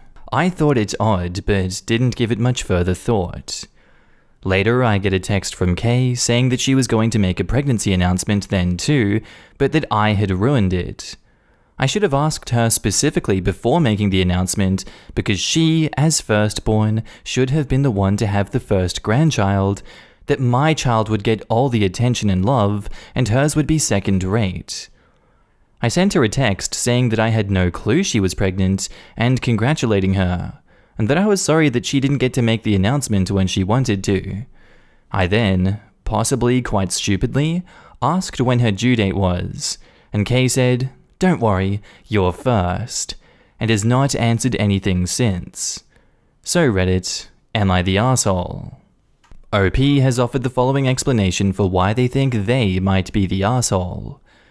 I might be the arsehole because I didn't even think to check with my sisters. I stole the moment and said something dumb despite knowing my sister's complicated dynamic with our family and I. Now in the comments, not the arsehole.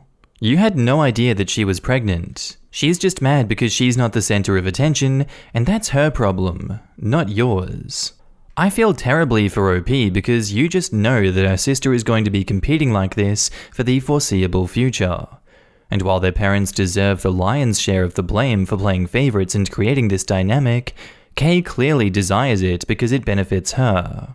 And because she grew up in the role of favorite, it's hers and her children's by right. Sarcasm, by the way. For the foreseeable future, or forever. Which kid smiles first, crawls first, walks first, talks first? It's all going to be an issue with OP's sister. OP, just ignore as much as possible. This isn't a competition, but she'll likely make it one. Speaking from experience, it's continued into the teen years for us. We treat it like a quirk at this point because anything else would be a crapstorm, not the arsehole. But try to have some compassion for your sister because your parents are the true arseholes here. They've raised you both in a way that encourages you to compete for their affection, and she hasn't broken free of it the way you have. She probably thought that announcement would get her back the love that they've been withholding, only to find out that she was out of luck. Not your fault at all, but I loathe to get too negative with her because this all comes from your parents' shitty approach to parenting. And OP replies, exactly this. You said this a lot better than I could have. It's just difficult since we are both adults now on where to draw the line, I suppose you'd say. At the next generation. It's a perfect opportunity for your babies to be raised as close cousins who are just as important and special as each other. Take back the narrative that's affected both of you and agree that it stops with you two. Easier said than done, I'm very aware. Also, congratulations on your pregnancy. And now on to the update. First things first, I want to thank each and every one of you who commented, voted, and gave their feedback and advice. The outpouring of support was both shocking and overwhelmingly touching. Y'all's compassion was amazing. Thank you all for taking the time. And now on to the update. I'm sorry it took so long. Kay took a bit to respond to me. So I waited about a day and then sent Kay a long message, essentially saying that I knew she was hurting right now, but that we need to band together for our kids, that our parents did wrong by all of us kids, and that we needed to stop the cycle then and there. But we could only do that if we worked together. Corny, I know, but it needed saying. I then finished off by asking her to call me when she had time. Well, she called me after a couple of days, and the first thing she did was apologize. Some of you guessed that she had built this up in her head as a band-aid for her relationship with the family, and you were right. I know some people think she was lying about being pregnant, but she was really crying on the phone and full of remorse. She said she was furious initially, and then she was sad. We used to be really close before my parents started pitting us against each other, and she realized that our kids could grow up that close to one another and not resent each other. And she felt guilty for being so greedy. She said she was also afraid because she's not as financially well off as I am, and as a result, was or is afraid for her baby's quality of life and knew that the golden child would want for nothing. We agreed to take steps to make sure boundaries are enforced and are mutual on both ends, and she agreed to get back into therapy with the potential of a group session in the future. I'm going to be proactive with my parents in making sure that things are fair. And I'm reaching out to a friend of mine whose youngest no longer needs their baby supplies and see if she'll be willing to donate them to Kay or sell for cheap. You know, that kind of thing. I'm not holding my breath too much, because actions speak louder than words, but I am cautiously optimistic for the future. Also, apparently she's 7 weeks along now and I'm 12 weeks, so the kids will be super close together. Now in the comments, check in your and her area for a Buy Nothing group. We have one here and have gotten and given some amazing stuff. Our group is on Facebook. And OP replies, yeah, this is a great recommendation. There's one in our area, so I'll be sure to pass it along. Thanks for the update. I'm good to hear that y'all are trying to mend your fences. And OP replies, I'm really hoping that everything goes well. Glad to hear that things are out in the open. I don't know why, but I feel far more optimistic than you do. I felt very sorry for your sister in your first post, even if she was wrong in that instance. About being proactive with your parents about fairness, I'm curious what that entails if you don't mind sharing. I assume that you would continue to keep your distance. Those kinds of parents will not make things fair. They will probably rather have no golden child than equality between the children. And OP replies, potentially, we'll see. I'm thinking they will want a golden child over none, and I'm counting the potential of getting sort of disowned for standing up for myself. I don't give a crap about that. If that happens, then good. I don't need that toxicity in my life. They may just shift their attention from me to Kay, which is not very likely, or to one of our younger siblings, starting fresh. I'll be really surprised if that happens, but who knows? I was horrified at the level of favoritism you described in your original post. Your parents seriously almost let you die as a baby because they were too busy fawning over your sister? They took your presents to give to your sister, bought her multiple cars and paid for her college, while not even buying you and your siblings shoes? I don't understand why you even talk to them after suffering that level of abuse. Do you live in a non-Western culture where that's at all acceptable? At any rate, good luck dealing with them in the future. I hope you and your sister can foster a healthy relationship between your kids. And OP replies, sort of. We are part of a cultural minority, but one that has been here for ages, so it probably contributes, but not enough to explain or excuse it entirely, as family ties are really important. If Kay had been born a boy, or any of my siblings, the favoritism would be worse, and God help us if my baby is a boy, but we've westernized for generations too, so we're in that nebulous middle ground.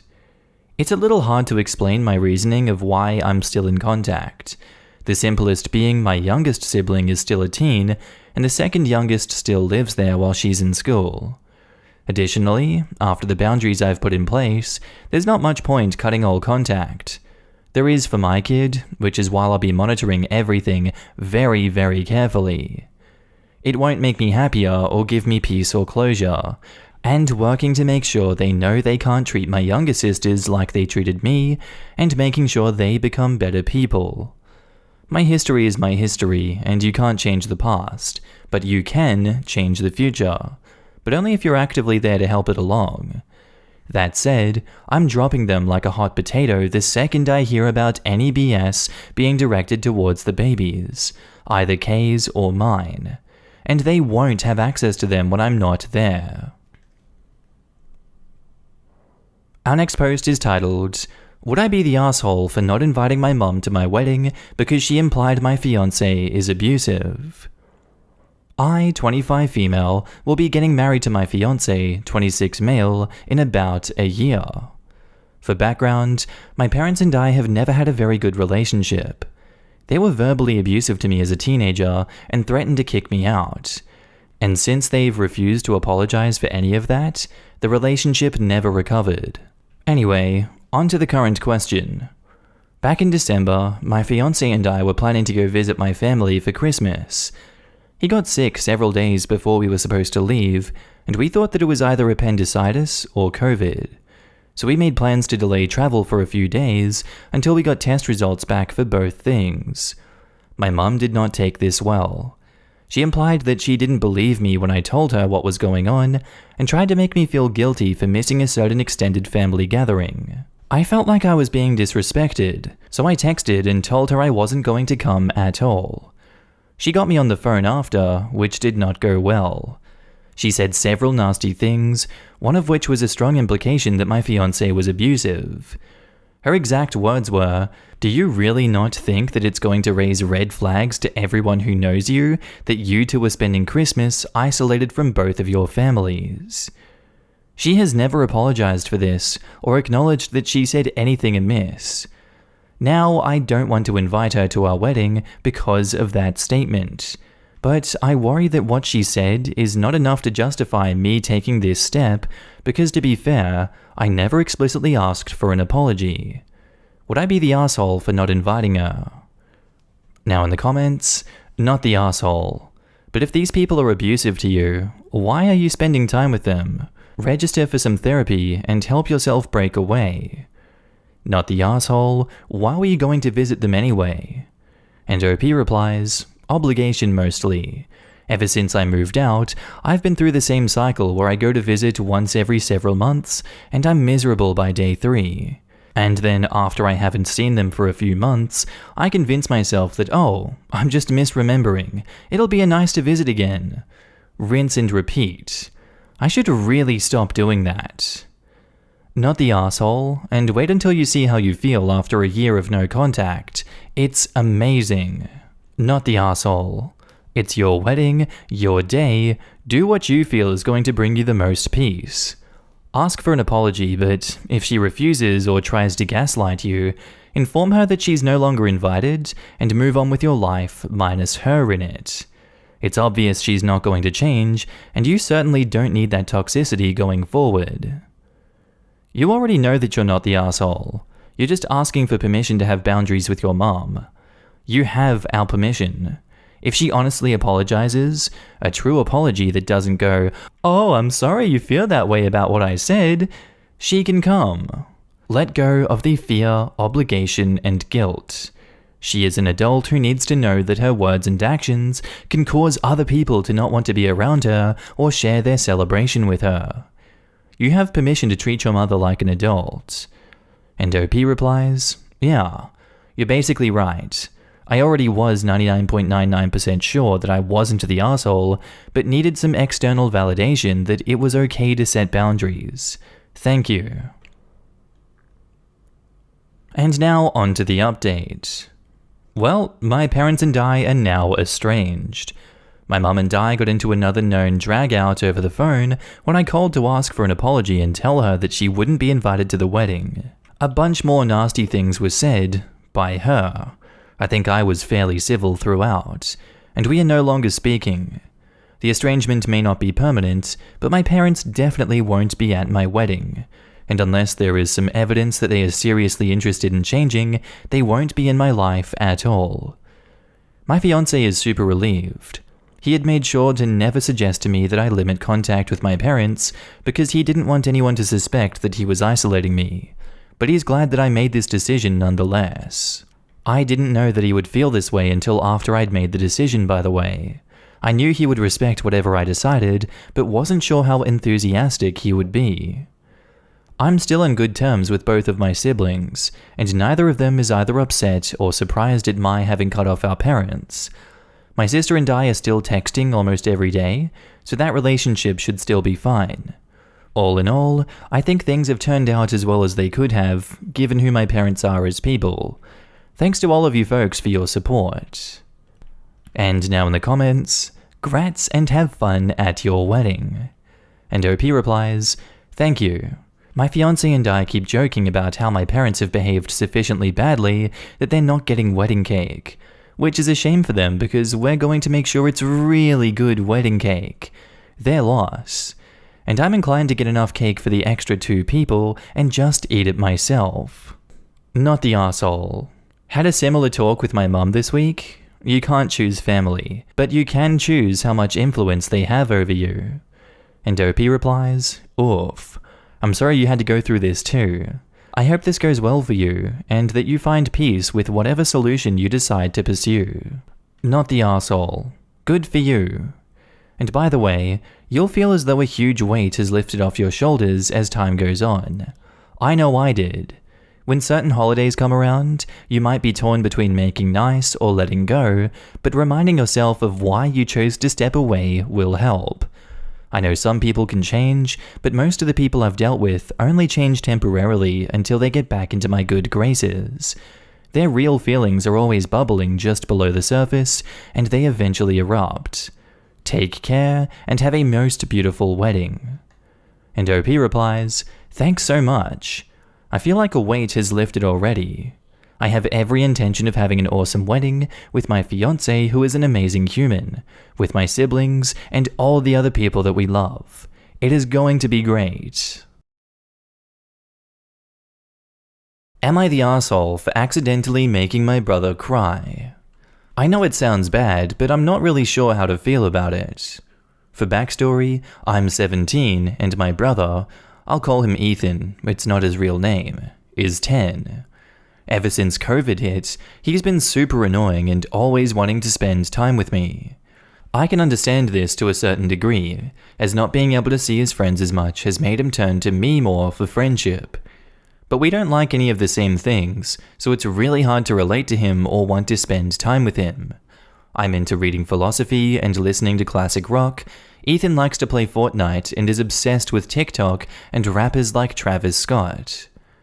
Anyways, my mom has noticed that he's been trying to spend more time with me, so every Sunday, she makes me take him to get lunch or ice cream at one of the neighborhood restaurants.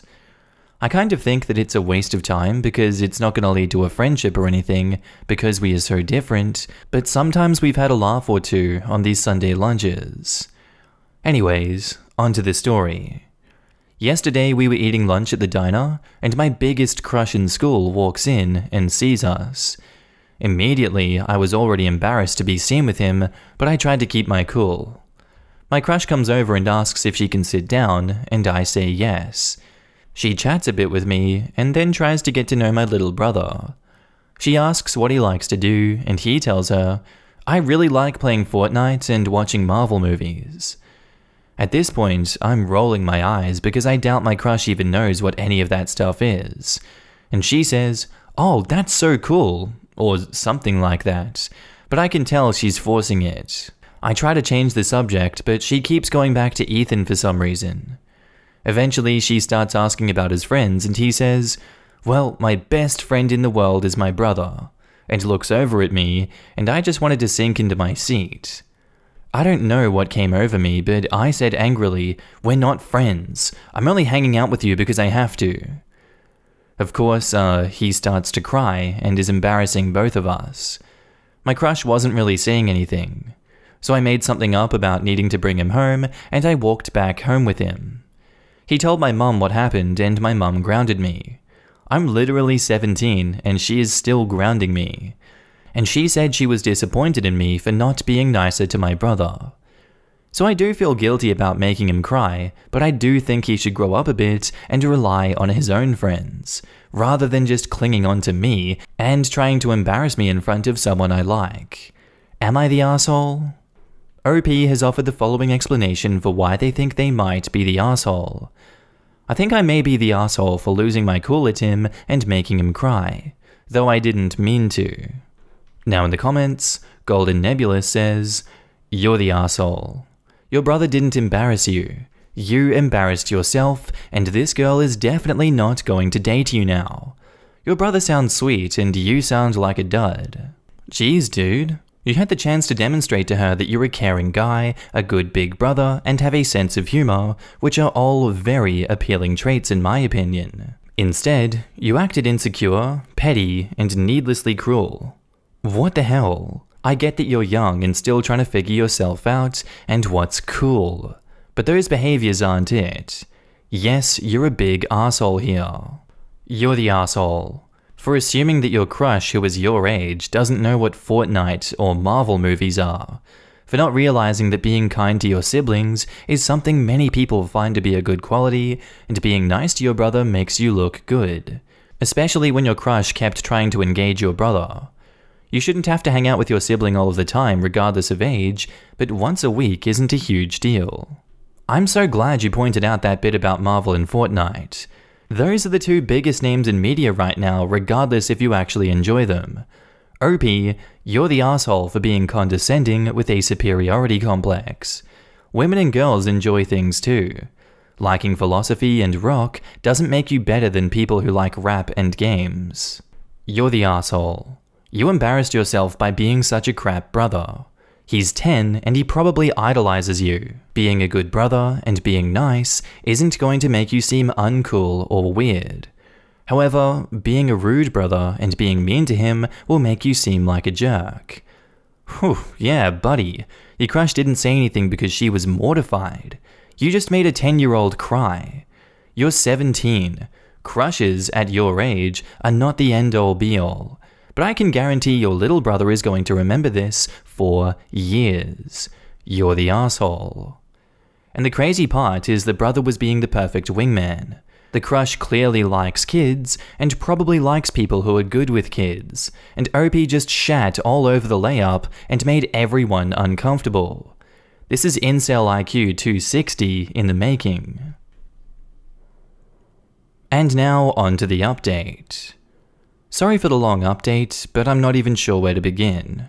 I spent hours yesterday reading basically every comment on my original post, and with each one I read, my confidence that I was in the right kept getting lower and lower, until eventually I couldn't even read my original post without it sounding like someone else wrote it.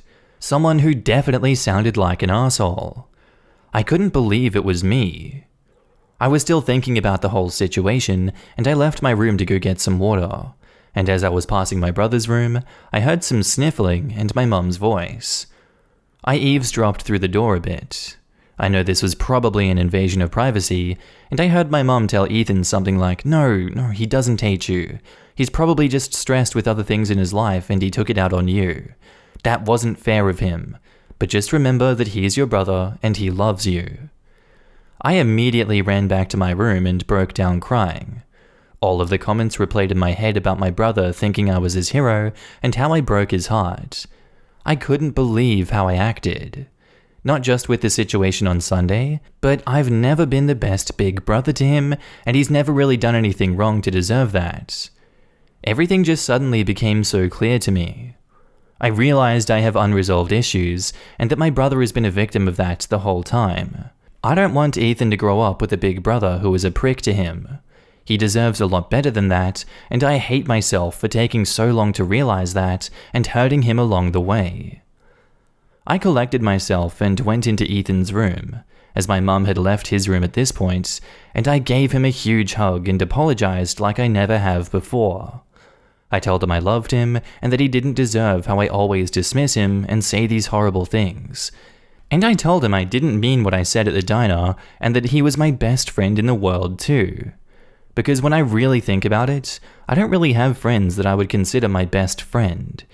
So maybe that has been making me resent the fact that my 10-year-old brother, that I don't have much in common with, is the only person I spend enough time with to consider my best friend. But I shouldn't feel that way. I'm lucky to have someone who even likes me and thinks I'm cool. I promised Ethan that I would make it right, and that going forward, things are going to be a lot better between us, and that I really was looking forward to our next Sunday lunch. He was totally cool about everything and just looked so happy to hear me say all this. This whole time, he was just waiting for me to show him some kind of love, and seeing how happy it made him when I finally did just broke my heart, because I kept that away from him for so long. Today after school, I plan on going to Target and spending some of the money I made at my summer job to get him a $100 Fortnite gift card, a superhero t-shirt, and a couple of his favorite snacks. I just feel terrible about everything, and I know I can't just buy his trust again. But I figure that it'll be a step in the right direction. Then I'm gonna come home and ask if we can watch his favorite Marvel movie. My hope is that I can make things better as soon as possible so that my stupid comment doesn't stick with him too much. Plain and simple, I was acting immature and cruel and stupid. I am the asshole. I was thinking about deleting my original post and just trying to put it behind me, but I think I'll leave it up and look back on it once in a while to remind myself to never treat Ethan like that again. Thanks for all of your comments, everyone, even the mean ones. I needed the wake-up call. Now in the comments, good job on owning up to your mistakes, but I gotta ask, your crush though? Yeah, you probably blew it back at the restaurant, bro. And OP replies, yeah, a lot of the comments said that I blew it with my crush, and you're probably right. I haven't spoken with her since then, but I can imagine that she saw everything she needed to see on Sunday. Not sure what I could really say to her. Reach out and apologize and say, I'm sorry you saw me act like that. I did a lot of soul searching and realized that I wasn't being fair to my brother. I'm committed to working on my relationship with him and being more patient. I'm embarrassed you saw me behave like that, and I'm sorry. It won't happen again. And then see what she says. If she seems receptive, invite her to go somewhere with you and your brother for ice cream, or to the zoo, or something fun for your brother. Either way, you've apologized and expressed that you regret your behavior. That would go a long way with me if I were her, especially if your actions supported your words. I will say that you're 17 and you don't need to have your brother go everywhere with you. Of course you want some time with friends, but maybe include him once in a while. Good luck. And OP replies, thank you for the advice. I'll do this today. As a mum, although I have a 7-year-old, I'm still old enough to be your mother. I'm extremely proud of you. To acknowledge your feelings and your brother's feelings and owning up to your own mistake is a big step in adulthood. Make sure you spend as much time with him as you can. I'm assuming you'll be going to a college next year, and I do realize that he has different hobbies that you do, and so do you to him. Share why you like classics, and he can share why he likes Fortnite. Do yourself a favor. When you're in college, make some time for FaceTime, email, a text, etc. He will be alone at home, and it'll be different for him not having a big brother watch out for him. By the time he finishes high school, you'll already be starting your post-college career, possibly dating or engaged. And also, give your mum a big hug and give thanks. She's going to cry and be proud of you. That's what mums are for. We are an emotional mess when we see our boys growing up. I wish you and your brother the best. And OP replies, thank you for your comment. I talked to my mum this morning about everything, and she did cry and said she was proud of how I turned things around, and she said nothing makes her happier than to see us getting along. I will definitely make time for Ethan going forward, even when I go away to college.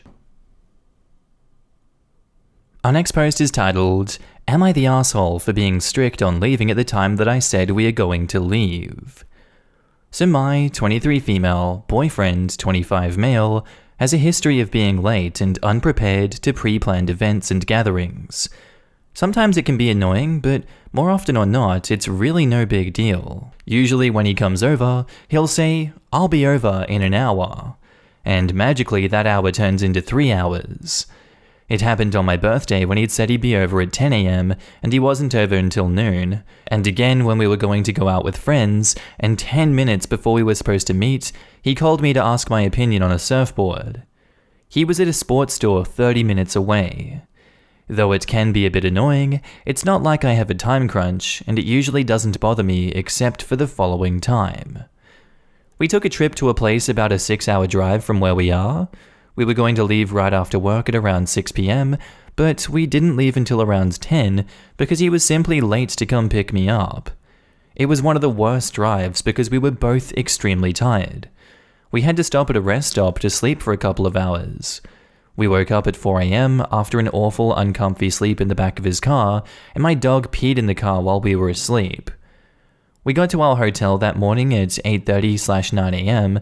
and slept basically throughout the day, taking away a whole day out of our vacation after a super stressful commute that was much longer than it needed to be, as well as wasted an entire day to just recover.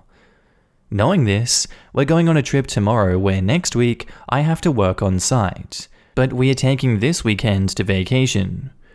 However, this specific trip is known to have awful traffic. Sometimes getting through 26 miles of a part of the stretch can take between 40 minutes and 4 hours if you go at the wrong time. He is aware of this. I told my boyfriend that we're leaving my place at 1 p.m. to beat the traffic. I would want to go earlier, but I know he is not an early riser.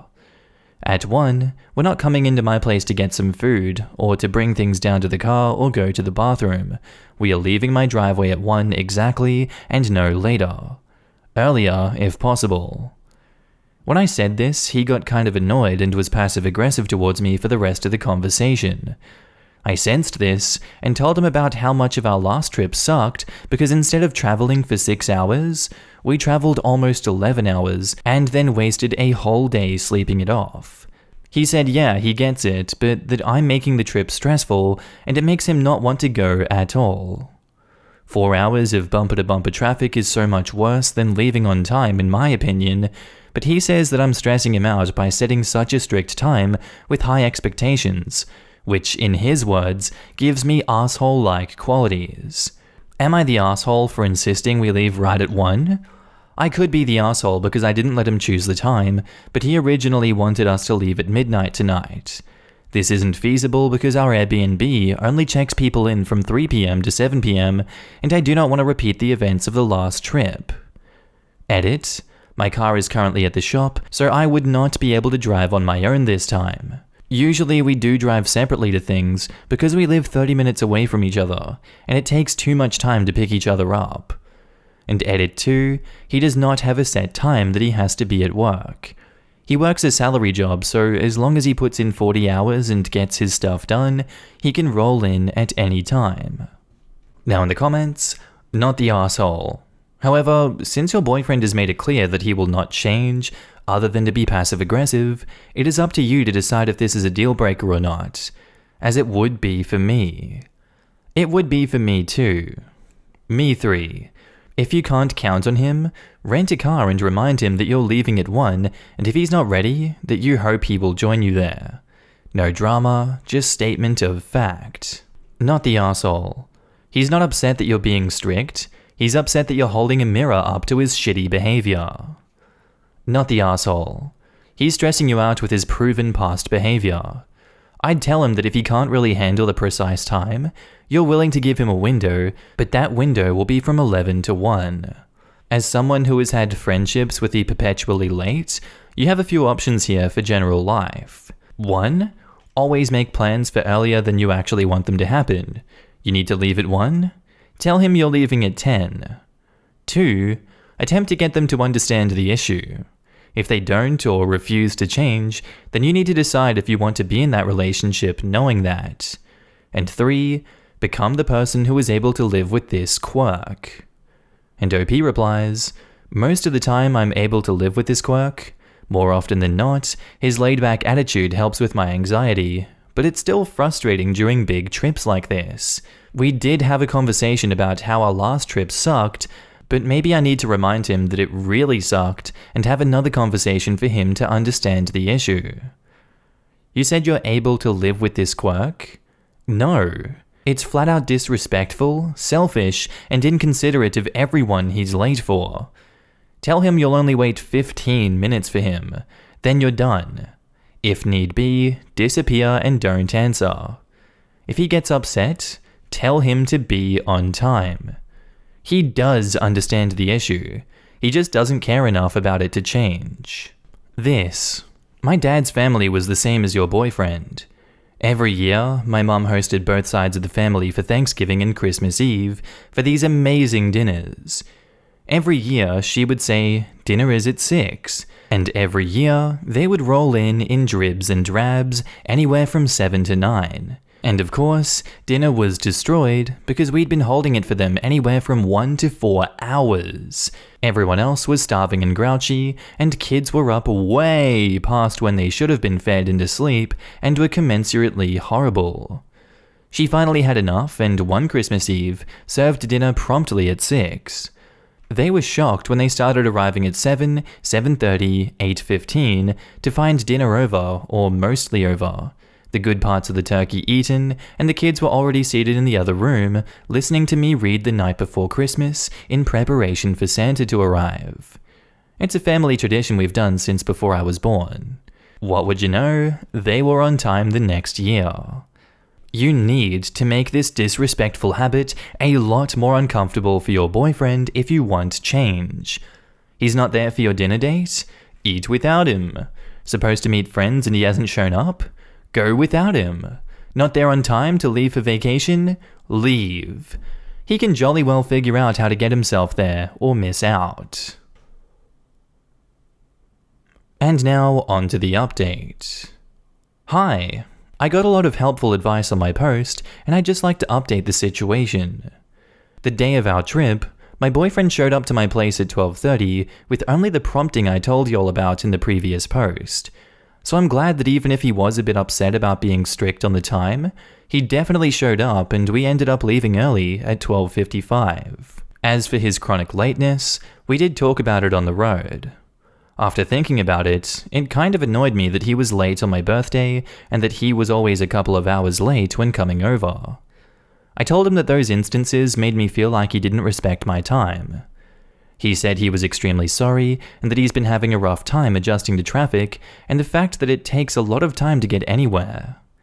We live in a large metropolitan area, but we used to live in the Midwest in the middle of nowhere. So from calculating commute time, traffic, and him having alone time, he was just having some trouble.